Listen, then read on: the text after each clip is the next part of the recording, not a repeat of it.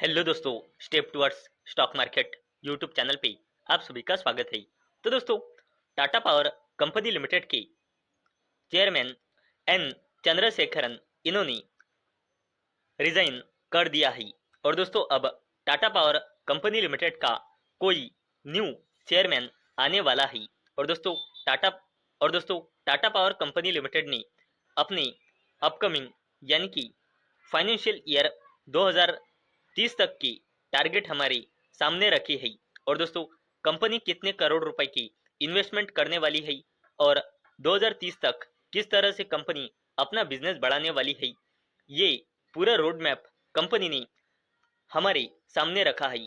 और दोस्तों, ये चैलेंजेस अब एन चंद्रशेखरन के रिजाइन के बाद जो न्यू चेयरमैन आएगा उसके सामने वो चैलेंजेस आने वाले हैं। और दोस्तों, आज के इस वीडियो में हम इसी अपडेट के बारे में पूरा डिटेल में समझने वाले हैं। तो चलो वीडियो स्टार्ट करते हैं। तो दोस्तों, सबसे पहले आप अपडेट का हेडिंग पढ़ सकते हो, Tata powers rupees 1.25 lakh crore challenge. तो चलो इस अपडेट को पूरा डिटेल में समझ लेते हैं। तो दोस्तों, टाटा पावर कंपनी लिमिटेड का नेक्स्ट फेज अब वो न्यू टाटा सन्स का चेयरमैन की एबिलिटी चेक करने को देख रही है, क्योंकि ओल्ड चेयरमैन एन चंद्रशेखरन इन्होंने रिजाइन दे दिया है।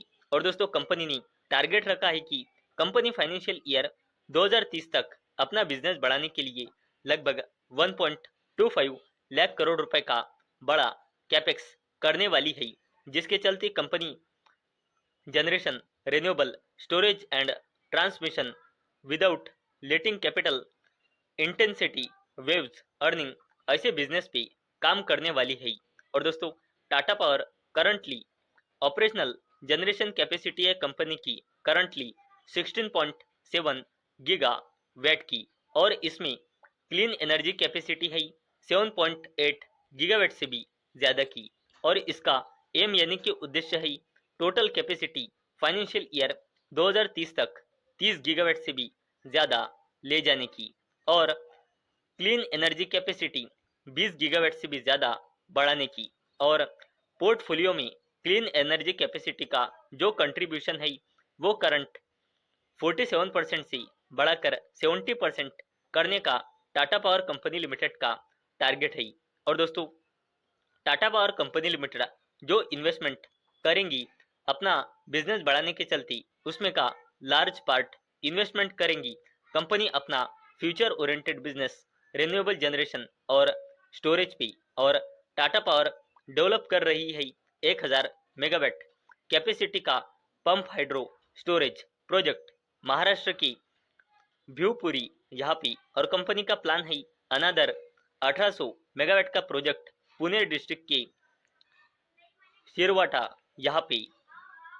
और दोस्तों, टाटा पावर कंपनी लिमिटेड का एम यानी कि उद्देश्य है रूफटॉप सोलर बिजनेस से 2030 तक 30,000 करोड़ रुपए का रेवेन्यू जनरेट करने का। और दोस्तों, कंट्री का यानी कि हमारे भारत देश का solar rooftop rooftop solar market 25% capture करने का टाटा पावर कंपनी लिमिटेड का टारगेट है। और दोस्तों, revenue from the business 4 Guna 4 fold यानी कि 4 गुना हुआ है, जो फाइनेंशियल ईयर 24 के फर्स्ट क्वार्टर में 342 करोड़ रुपए था, वो बढ़कर फाइनेंशियल ईयर 27 के फर्स्ट क्वार्टर में हो चुका है 1350 करोड़ रुपए, जो रिप्रेजेंट करता है 58% CAGR यानी कि कंपाउंड एनुअल ग्रोथ रेट, और प्रॉफिट आफ्टर टैक्स 84% के CAGR से बढ़कर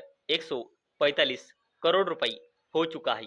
तो दोस्तों, आने वाला जो चेयरमैन है टाटा पावर कंपनी लिमिटेड का, उसके सामने क्या क्या चैलेंजेस आने वाले हैं, क्योंकि कंपनी ने ज़बरदस्त अपने बिजनेस को लेकर टारगेट दिए हुए हैं। और दोस्तों, वो नया चेयरमैन टारगेट को इस टारगेट को अचीव कर पाता है या नहीं, वो देखना बहुत इम्पोर्टेंट होगा। तो चलो दोस्तों, अब हम टाटा पावर कंपनी लिमिटेड की थोड़ी बेसिक इंफॉर्मेशन जान लेते हैं। तो दोस्तों, अगर हमने शेयर होल्डिंग पैटर्न देखा तो टाटा पावर कंपनी लिमिटेड में जून 2026 के हिसाब से प्रमोटर्स की होल्डिंग है 46.86%, एफआईएस की होल्डिंग है 10.03% और डीआईएस की होल्डिंग है 18.12%। और दोस्तों, अगर हमने कंपनी का फाइनेंशियल ईयर 2027 के फर्स्ट क्वार्टर का रिजल्ट देखा और कंसोलिडेटेड नंबर देखी तो कंपनी की sales year on year basis और क्वार्टर ऑन क्वार्टर बेसिस पे बढ़कर 19,051 करोड़ रुपए आई है और जो नेट प्रॉफिट है वो ईयर ऑन ईयर बेसिस पे बढ़कर और क्वार्टर ऑन क्वार्टर बेसिस पे घटकर 1401 करोड़ रुपए आया है। और कंपनी की सेल्स पूरे फाइनेंशियल ईयर 24 में थी 61,000 करोड़ रुपए से भी ज्यादा की, फाइनेंशियल ईयर 25 में थी 65,000 करोड़ रुपए से भी ज्यादा की और फाइनेंशियल ईयर 26 में थी 62,000 करोड़ रुपए से भी ज्यादा की। और नेट प्रॉफिट फाइनेंशियल ईयर 24 में था 4,000 करोड़ रुपए से भी ज्यादा का, फाइनेंशियल ईयर 25 में था 4,500 करोड़ रुपए से भी ज्यादा का और फाइनेंशियल ईयर 26 में था 5,000 करोड़ रुपए से भी ज्यादा का। और दोस्तों, अगर हमने टाटा पावर की कंसोलिडेटेड बैलेंस शीट देखी तो कंपनी का रिजर्व एंड सरप्लस लगातार बढ़ रहा है और अभी है लगभग 40,000 करोड़ रुपए। कंपनी की लॉन्ग टर्म बोरिंग लगातार इंक्रीज होती जा रही है और अभी है 60,000 करोड़ रुपए से भी ज्यादा की। कंपनी की शॉर्ट टर्म बोरिंग डिक्रीज हुई है 14,000 से 9,500 करोड़ रुपए की आसपास। अगर हमने आगे देखा तो कंपनी का cash and cash equivalents increase हुआ है लगभग 12,000 करोड़ से 13,000 करोड़ रुपए से भी ज्यादा की और कंपनी का कॉन्टिंजेंट लाइबिलिटीज इंक्रीज हुआ है और लगातार इंक्रीज होती जा रहा है और अभी है लगभग 25,500 करोड़ रुपए से भी ज्यादा की। और किसी भी कंपनी का कॉन्टिंजेंट लाइबिलिटीज बढ़ना नेगेटिव साइन माना जाता है।